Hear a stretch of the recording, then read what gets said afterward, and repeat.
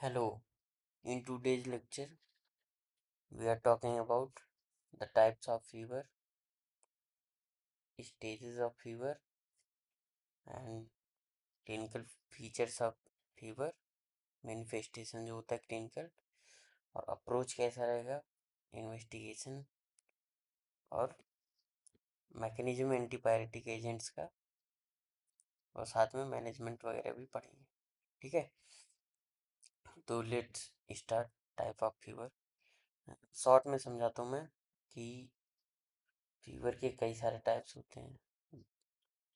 Continuous fever में fluctuation होता है लेस देन 1 डिग्री सेल्सियस का, ये फीवर बना रहता है। फॉर एग्जांपल टाइफाइड के केस में, स्टिपलेटर फीवर होता है कि फीवर बना रहता है हमेशा और धीरे धीरे राइज करता जाता है।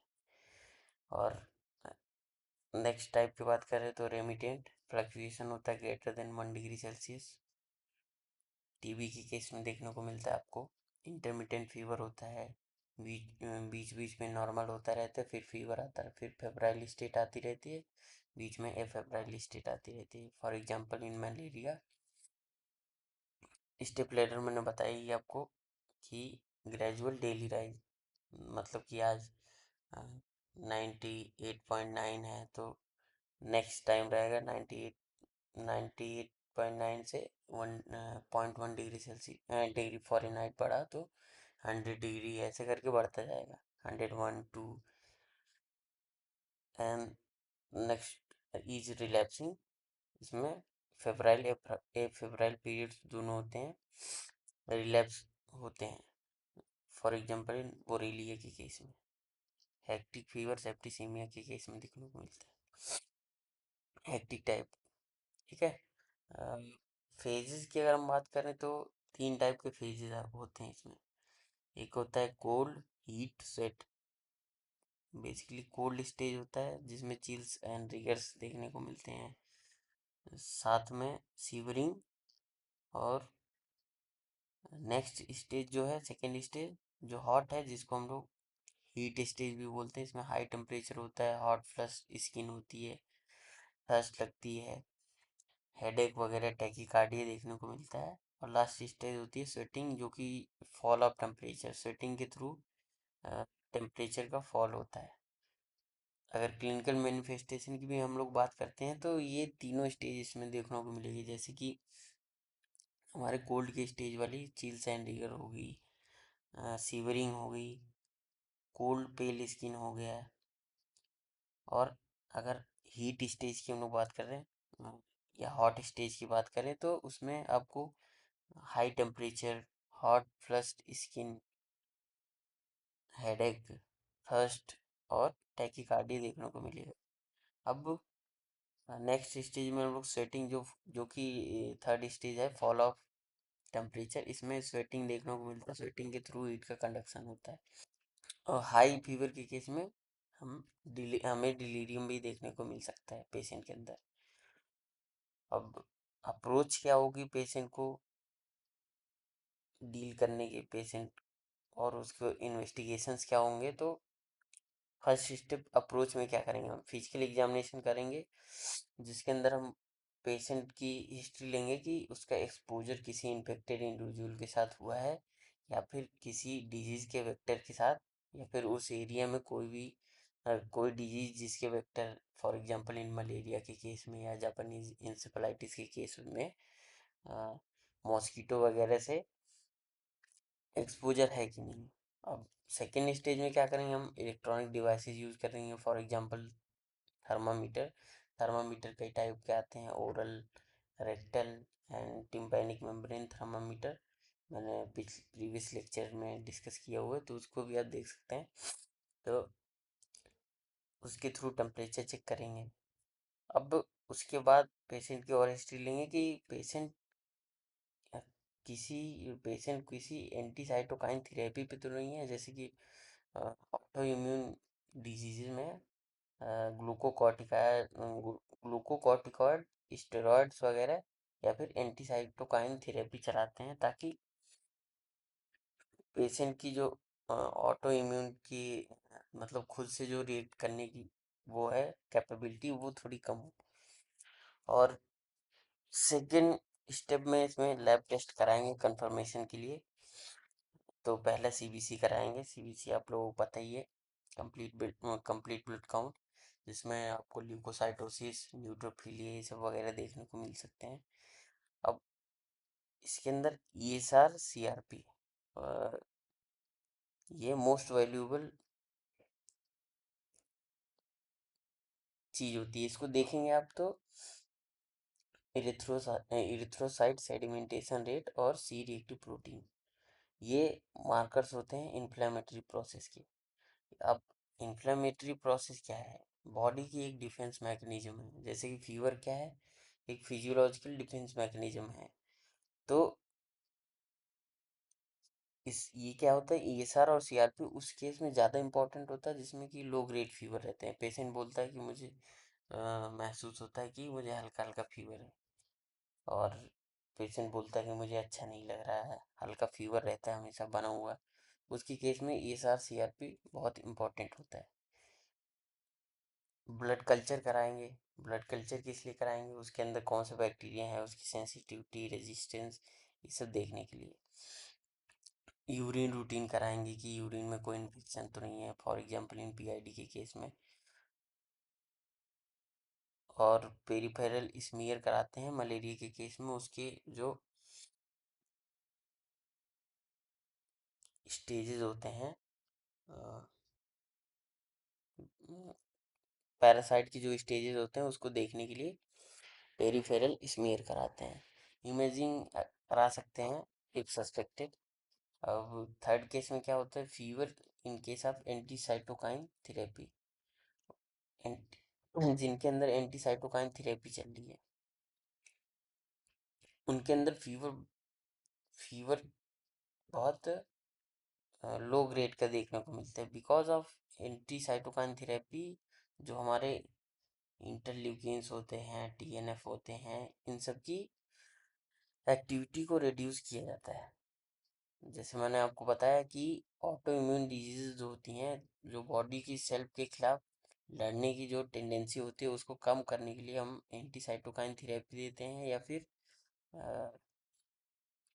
ग्लूकोकॉर्टिकॉइड्स वगैरह देते हैं। तो दोनों का काम थोड़ा डिफरेंट है, बस एक्शन दोनों का डिफरेंस है, बस काम दोनों का एक ही कि अ, दोनों जो बॉडी की इन्फ्लेमेटरी एक्टिविटी है उसको कम करते हैं। तो लॉन्ग टर्म में यूज एंटीसाइटोकाइन थेरेपी जिनमें चलती है उसमें बैक्टीरियल मतलब रूटीन बैक्टीरियल और अपॉर्चुनिटी इन्फेक्शन होने के चांसेस बहुत ज़्यादा होते हैं। ठीक है, पेशेंट के अंदर ये जिनके अंदर एंटीसाइटोकाइन थेरेपी चल रही है उसके अंदर जो रिस्पॉन्स होता है बॉडी का वो ब्लंट हो जाता है। वो उतना शार्प नहीं दिखता है कि फीवर हुआ तो आपको हाई ग्रेड फीवर दिखे या फिर बॉडी का रिस्पॉन्स उतना अच्छा दिखे। तो इस केस में जैसे ऑटो इम्यून के केस में या एंटीसाइटोकाइन थेरेपी जिनके अंदर चल रही है उनमें लो ग्रेड फीवर को कंसीडर किया जाता है। और अब नेक्स्ट में हम लोग देखते हैं मैकेनिज्म ऑफ एंटीपायरेटिक एजेंट। अब एंटीपायरेटिक एजेंट्स का मैकेनिज्म क्या है? एंटीपायरेटिक एजेंट्स बेसिकली करते क्या हैं?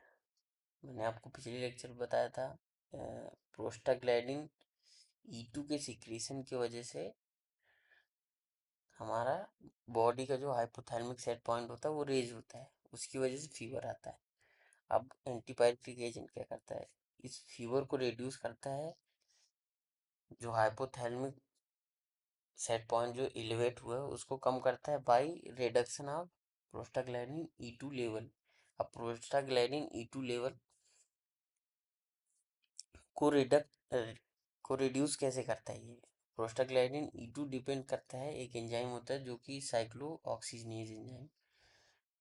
साइक्लोऑक्सीजनेज एंजाइम का जो सबस्ट्रेट होता है एराकिडोनिक एसिड, वो सेल मेम्ब्रेन से रिलीज होता है। अब इसके रिलीज की वजह से प्रोस्टाग्लैंडिन E2 का सिक्रीशन सिंथेसिस इंक्रीज होता है।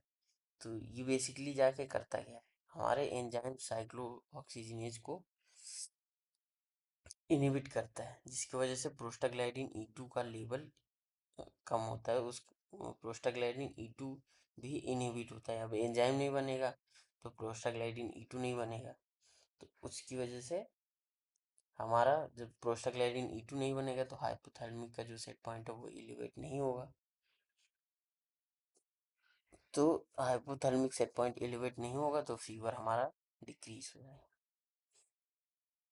क्या करते हैं इसमें एक और, जैसे कि फॉर एग्जांपल जो एंटीपायरेटिक एजेंट्स होते हैं कई टाइप्स के होते हैं, जैसे कि पैरासीटामोल हो गया, एस या फिर एस्टाएमिनोफेन, ये मोस्ट कॉमनली यूज होते हैं, चिल्ड्रन के लिए सेफ होते हैं, कोई भी इनका एंटी इन्फ्लेमेटरी एक्शन नहीं होता है। अब कुछ और जो होते हैं एंटीपायरेटिक ग्रुप, जैसे सैलिसाइलेट्स यूज होते हैं, जैसे एस्पाइरिन वगैरह यूज होती हैं। एस्पाइरिन क्या करती है, और कुछ एनएसएड्स भी यूज होते हैं जो कि non steroidal anti inflammatory drugs होते हैं, जो इन्फ्लेमेट बेसिकली एंटी इन्फ्लेमेटरी ड्रग्स होते हैं बट नॉन स्टेरॉयडल होते हैं। अब ये एस्पिरिन और एनएसएड्स होते हैं, जैसे इबुप्रोफेन हो गया है, डाइक्लोफिनेक हो गया है, ये दोनों क्या करते हैं कि हमारे जो प्लेटलेट्स होते हैं या फिर हमारा जो जीआईटी ट्रैक्ट है इसको एडवर्सली अफेक्ट करता है। कभी भी अल्कोहल लेने के बाद एस्पिरिन वगैरह नहीं लेना चाहिए, क्योंकि ये गैस्ट्रिक जो लेयर होती है उसका इरोजन कर देती है। तो it is very unsafe for children and for alcoholic patients and some selective COX 2 inhibitors भी देते हैं जो कि स्ट्रॉन्ग एंटीपायरेटिक के रूप में यूज होते हैं, जिसका एंटीपायरेटिक एक्टिविटी भी अच्छा है और उसका जो गैस्ट्रिक टॉक्सिसिटी है वो भी कम। In case of high fever में टेपिड स्पंजिंग में करते हैं। टेपिड स्पंजिंग क्या होता है, एक फिजिकल मेथड होता है बॉडी के टेम्परेचर को रिड्यूस करने का, by spongin on patient with lukewarm water. Lukewarm water से उसको स्पंजिंग करते हैं ताकि हीट लॉस हो थ्रू इवोपोरेशन या फिर कंडक्शन के थ्रू हीट लॉस हो। इसके अलावा हम लोग एंटीपायरेटिक देना स्टार्ट कर देते हैं और जो उसका जो कॉज होता है उसको ट्रीट करने की कोशिश करते हैं। फीवर तो एक नॉर्मल फिजियोलॉजिकल रिएक्शन है, बट जो कॉज है उसको ट्रीट करेंगे थ्रू,